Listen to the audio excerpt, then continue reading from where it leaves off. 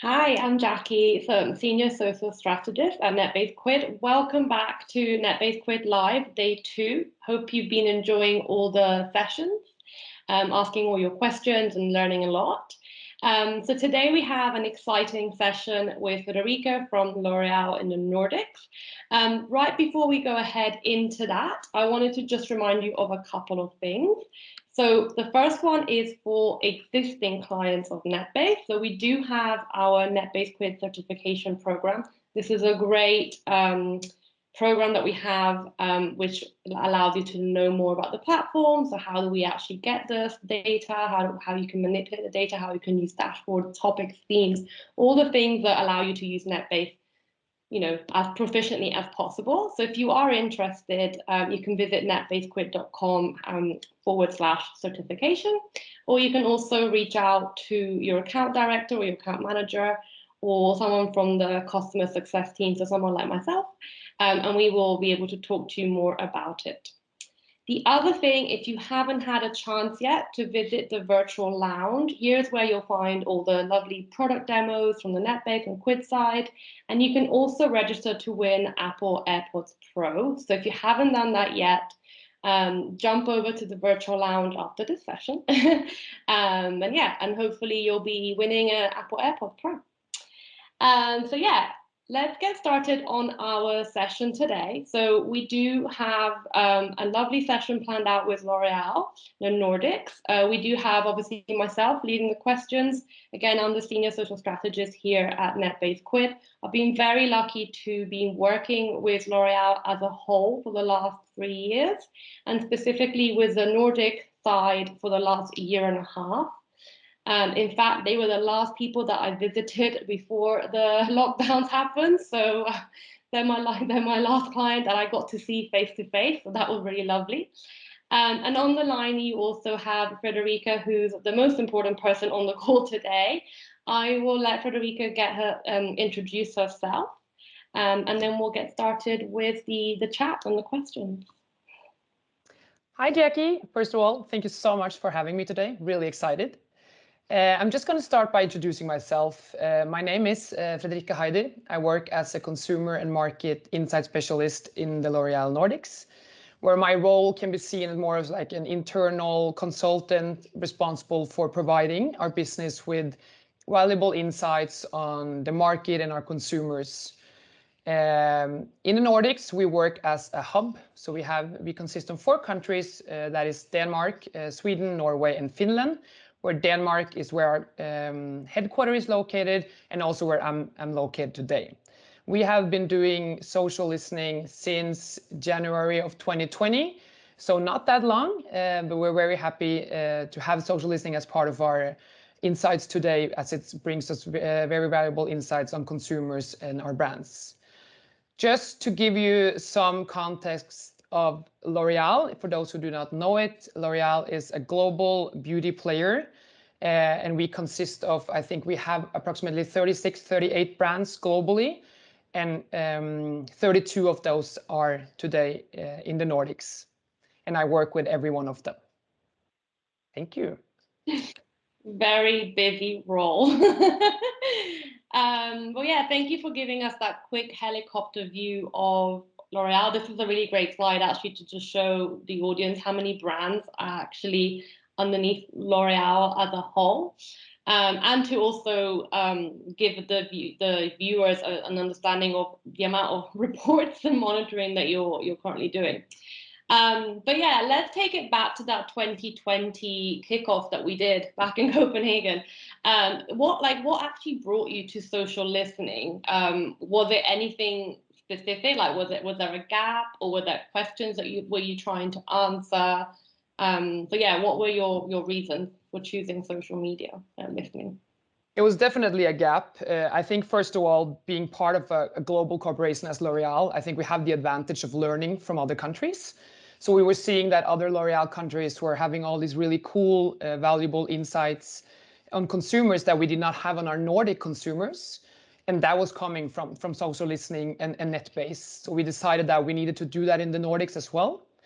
Other than that, because of course, we do have insights today, or we did have insights already on, like, from qualitative studies and from influencer tracking.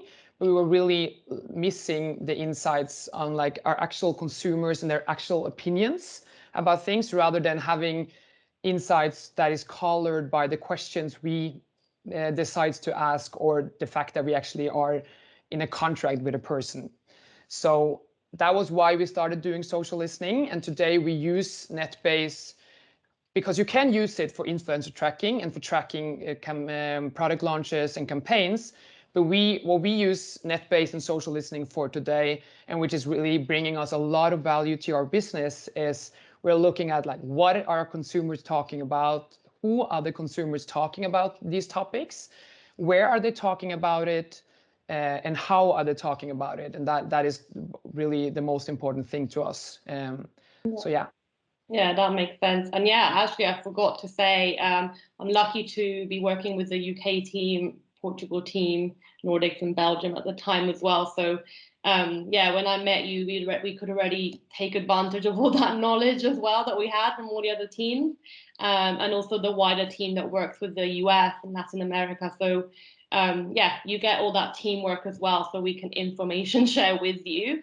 So you did actually mention some of the categories, some of the kind of the use cases, and we might touch on that a bit later as well. But yeah, you talk about quite a lot about consumer insight. So we might talk about that a little bit later, just if we have the time. But what was important for today was to actually understand how you rolled it out. So we can see here, for example, and I left this up on purpose for now, with all the different brands. So this to me is very much saying, well, how did you start? Did you choose a pilot brand, or did you do it country by country? Because obviously there's 4 countries that you're currently managing. Yeah, how did you start rolling this out? Of course, there's a challenge being 4 countries with 4 different languages and all these brands. But I think when we started, we decided to start as one, starting on Nordic level for all of our brands as one. I think implementing a tool such as NetBase and social listening, I think it's really important that you have the basics in place, that you have the basic setup for your users to get the best possible start they can have. So we started by working closely with you guys, NetBase, getting everything or the basics set in place, like brand dashboards, category dashboards, that it can quickly go in and access valuable data. We also had an on-site meeting with you guys where we talked about strategy going forward.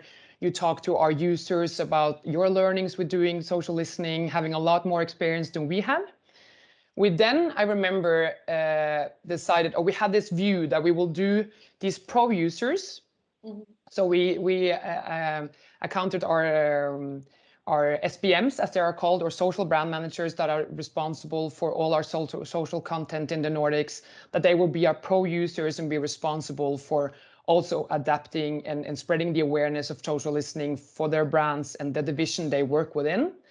But what we could see is that we had a little bit of a rough start. It didn't really take off. People weren't really using it too much before I actually started doing my own reports on more top level, such as looking into our category of skincare or makeup and spreading that through the organization.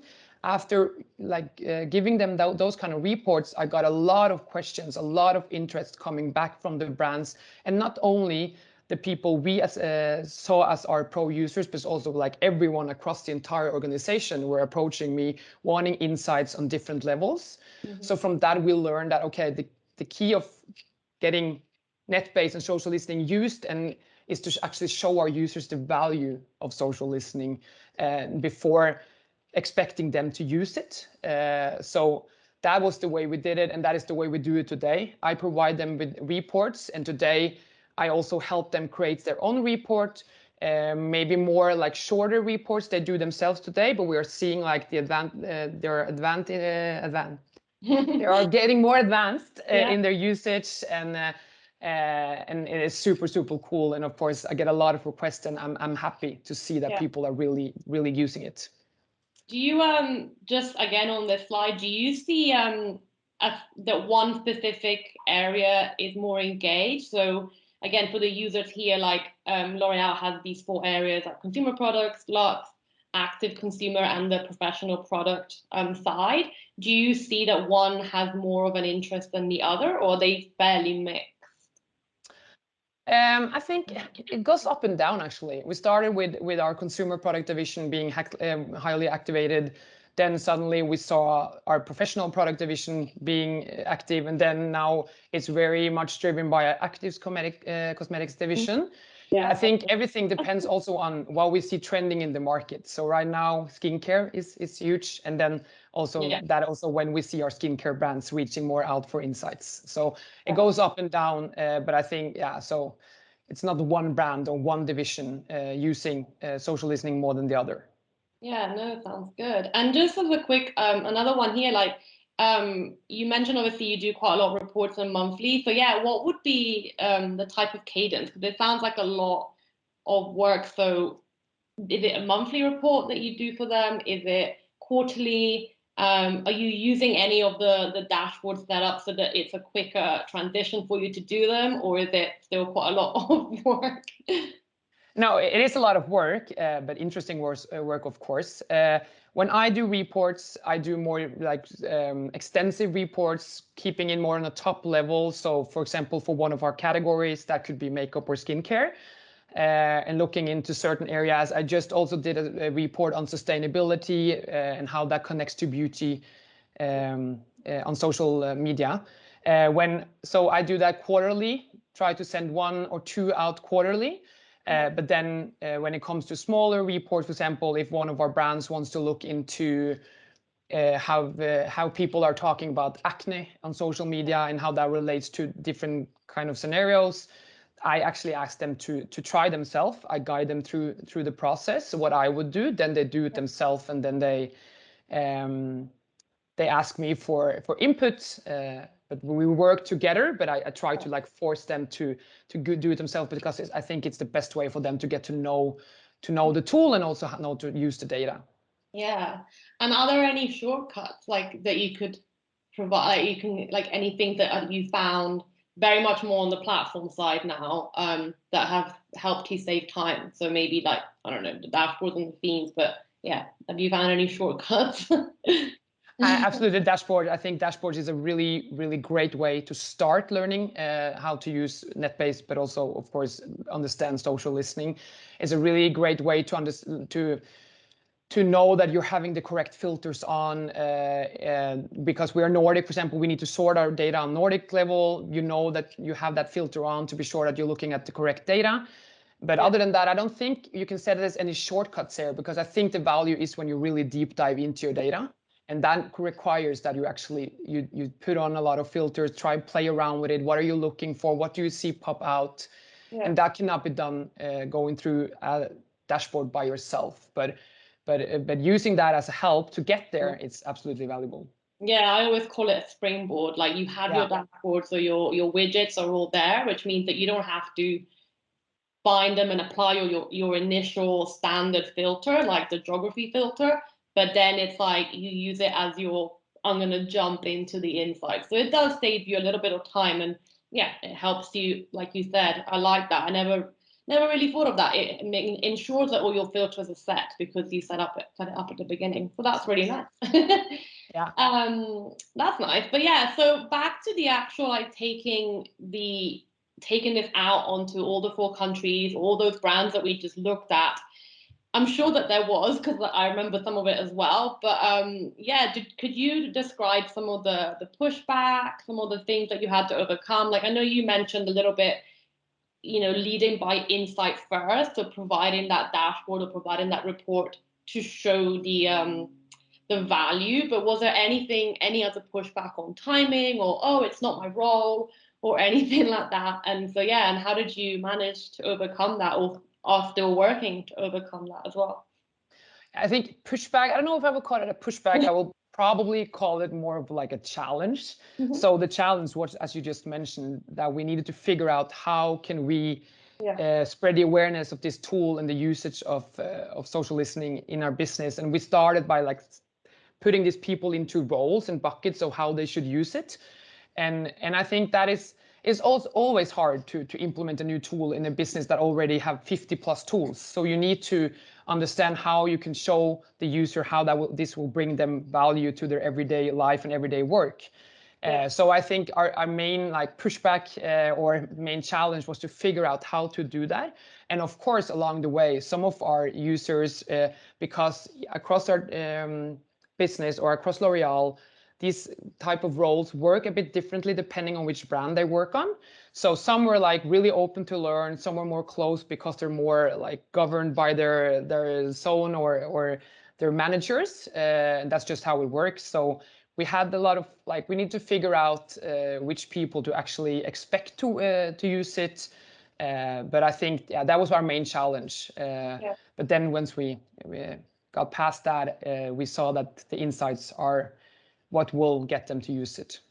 Yeah, I think it's interesting, even just from like my own experience, I found that a lot of the time when it's category related, there's a lot more not input, but enthusiasm, because like you said, you want to know how sustainability is affecting your brand, how things around plastic could be affecting your brands, and how you guys could be taking advantage of that, or at least adapting to the market.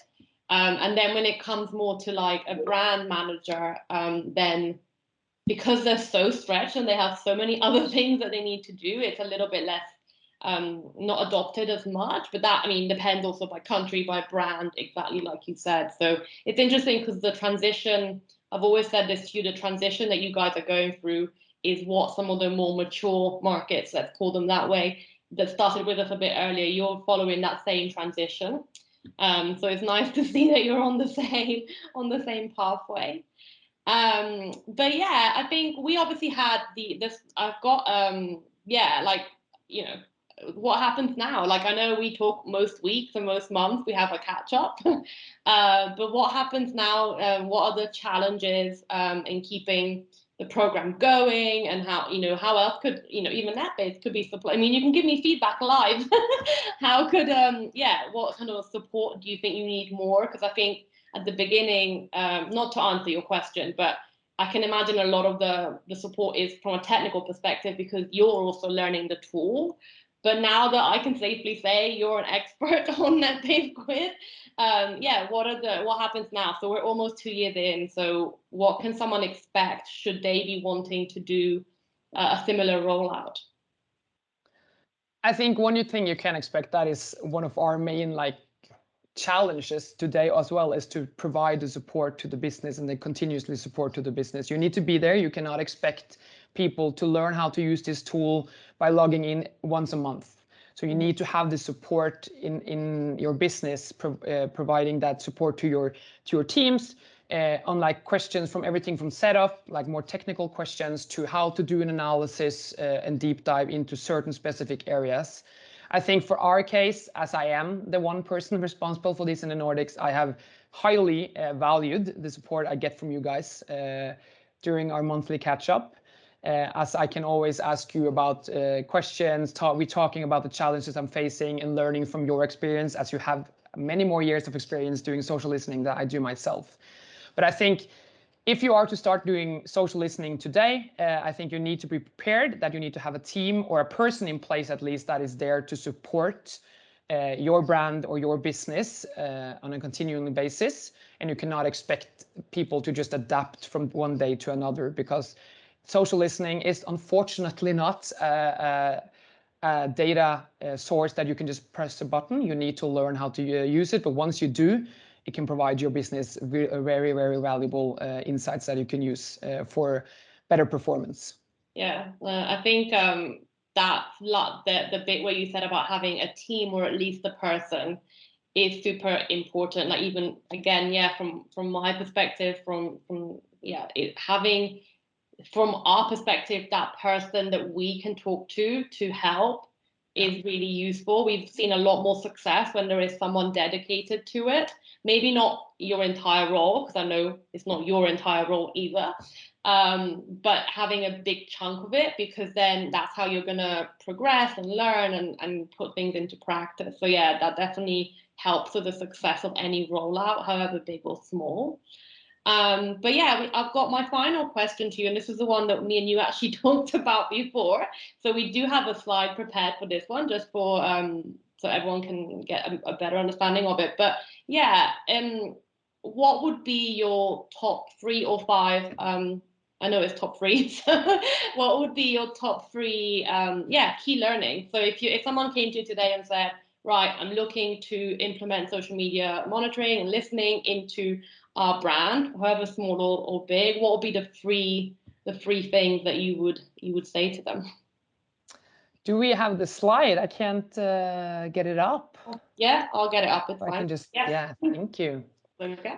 I think three key learnings is really just wrapping up everything I've said as well. So it's, first of all, insights first, then training. And it's not that you should not train your users before providing a lot of insights. Of course, you can do it side by side, but just understand that it is the insights and providing your business with insights that will get them to use it, or at least that was the case in L'Oreal Nordics. I think second of all is ongoing support, which we just talked about. Is really, really important that you have someone there that can ask or answer all the questions that get asked and help them like on a continuous basis, not like leaving the questions for a month, because I would then think that you will lose momentum. So it's important that you're ongoing on your support side. And our third key learning is that the real value from social listening is about extracting key insights from the social conversation and not just doing social monitoring. And I think I see a lot of our brands still doing that, and I'm trying to get them away from it, because of course it's always interesting to look at how many mentions do you have on a social platform on a campaign in our case, or how much engagement do your brand have. But in our case, what brings us value is really like looking into the key insights and extracting that from the conversation. Yeah, no, that's a really good one. I agree. I see quite a lot. Sometimes we're just monitoring brand health and we're seeing up and down, but what is truly being said, what are the drivers, and that would then lead the brand to action. But yeah, thank you so much for summarizing. I'm just leaving the slide there just for a few minutes so everyone can take that in. That was really helpful. Thank you. I hope that the audience found it useful. I'm sure they did, and maybe they're thinking of how they could be implementing this at a wider scale. So yeah, that was really helpful. Thank you. And thank you. I love talking to you. You know that. We do have a question from Joe. It's actually really interesting, very much about what's going on at the moment. So obviously there's a lot of brands, lots of categories, and you're no longer necessarily in the headquarters. So how have you managed with the working from home, like with different people being, working from home? That's the question. I think we need to thank Teams for providing us such a good platform for connecting when we have been working from home. Of course, it's been a bit more of a challenge because I cannot just run upstairs or run down a floor to help them, and we need to more schedule timings in our calendar. But the case that we work across 4 countries already, we are pretty familiar with doing online meetings instead of being there in person. So it hasn't really provided too much of a challenge for us. But I think there's always something about connecting, at least when you do training and doing that in person. So we had to figure out how to like really activate and be on top of things instead of just pushing things aside for a meeting in 2 weeks. So that was maybe the challenge we faced. But yeah, we are used to doing this because I talk to people in Norway and Sweden and Finland all the time. I was thinking like obviously there's other countries that are being managed, so some sort of not remoteness, but yeah, digital connection has always had to be there. Cool. We have another question from Emma. Quite a fun one actually.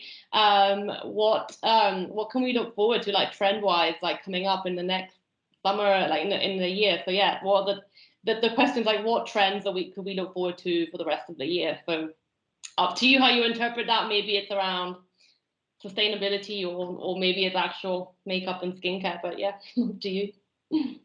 Trends within beauty, I expect, of course, we all know that Corona had an impact on makeup, people staying at home, not caring too much about how they looked in the makeup way, but we saw an increase in skincare and people pampering themselves more and stuff like that. So we see a huge increase in the importance of skincare.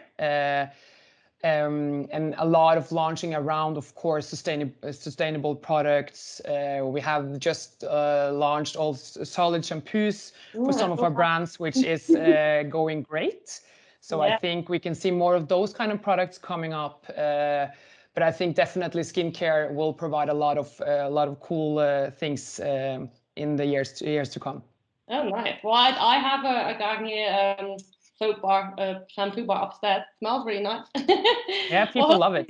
So yeah, it is really nice. No complaint from my side. Hopefully we'll see the return of lipstick a little bit more with masks maybe coming away. So yeah, who knows? Yeah, we see that people now starting to go out. Of course, makeup are coming back. And people are doing bold colors because they have been missing doing their lipstick and their eyeshadow. So that is also really cool. Well, yeah, no, thank you. Yeah, that's the questions for now. But yeah, thank you so much for having a chat with me today. It was lovely, and hopefully, yeah, you can stick around as well and have a look at the other presentations. And yeah, and for the rest of you, don't forget again to check out the virtual lounge. The AirPod Pros could still be yours. And yeah, I hope you enjoy the rest of your day. Thank you so much for having me. Bye. Bye.